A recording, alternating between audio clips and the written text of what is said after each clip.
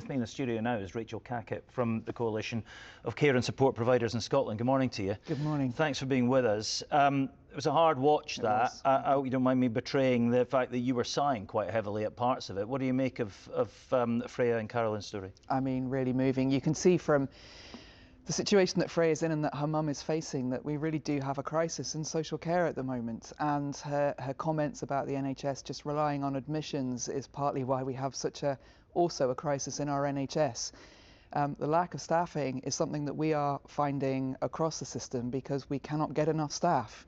The government sets the wage rate for social care staff in sectors like mine. I represent not-for-profit providers.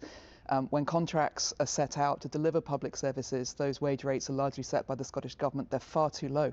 Is it wages that would make all the difference here? I mean, if somebody's on, say, £12.80 an hour, would putting them up to £13.50 really be a fundamental difference to the sector? Well, let's be clear, it's not even £12.80 an hour. It's currently set at the real living wage. So what you have in the system is people, as you can see, delivering incredibly complex care, who are regulated professionally, who have to be PVG checked, who have to go through a number of SVQs. These are highly skilled staff doing complex care, and the wage rate set by the Scottish Government is the real living wage and no more.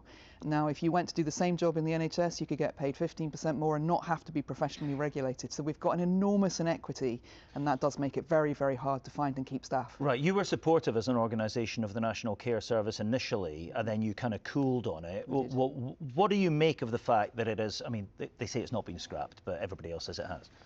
Really dispiriting week, I would say. I mean, there's nothing yet that I have seen, and let's see the detail as it comes, because at the moment there isn't a great deal of detail, but there's nothing that I can see left that looks to me like the concept of a national care service. We have an advisory board, but the remit and powers of that really aren't very clear. And because the powers that were meant to go to Scottish ministers no longer are, advising ministers on things they have no power on, I mean, potentially doesn't actually make that much difference. But right. Let's see the detail. So the National Care Service was going to restructure the whole thing. It was going to centralise the governance of all of this. There was a big restructuring policy. Now you're saying we need money, first and foremost. What if we're not going to have this National Care Service, and you're one of the voices opposed to it, what is the answer? Well, I think the first thing to say is we're not opposed to a National Care Service. Like you said, we supported that National Care Service. But the way we've got to, I think, is a very different place. And the fact is, at the moment, the system is in absolute crisis.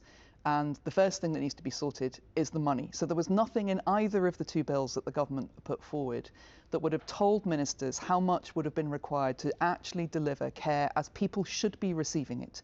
Now, that's what we actually have to sort now, because if we don't have a sector, then we can't reform anything at all, and people will continue losing out on the support they need, like Freya and her family. Yeah, the government say social care reforms needed urgently. Thousands of people have spoken to us, have told us that. There will be costs associated with delivering that change.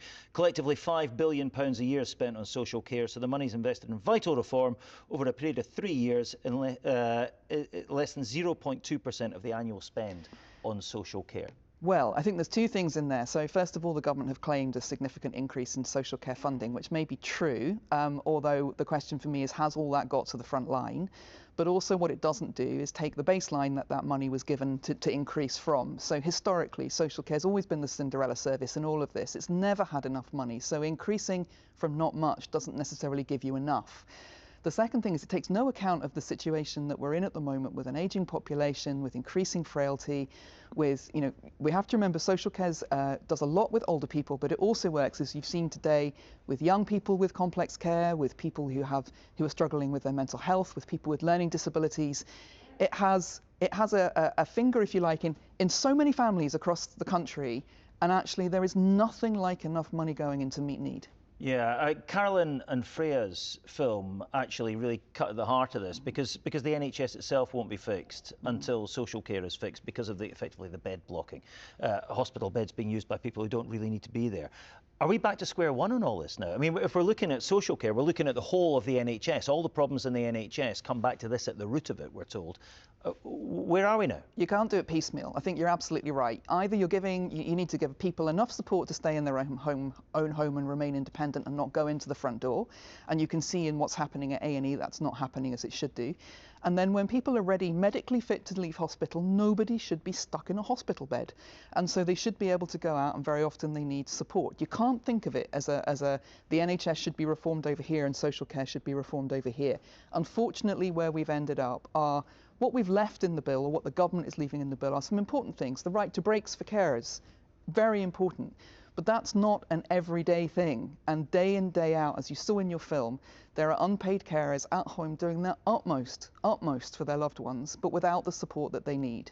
And actually, without releasing more funding, without actually getting into the reform that we need, then we're not going to get to the place that people deserve. All right, Rachel Cackett from the Coalition of Care and Support Providers, thank you very much indeed for being with us.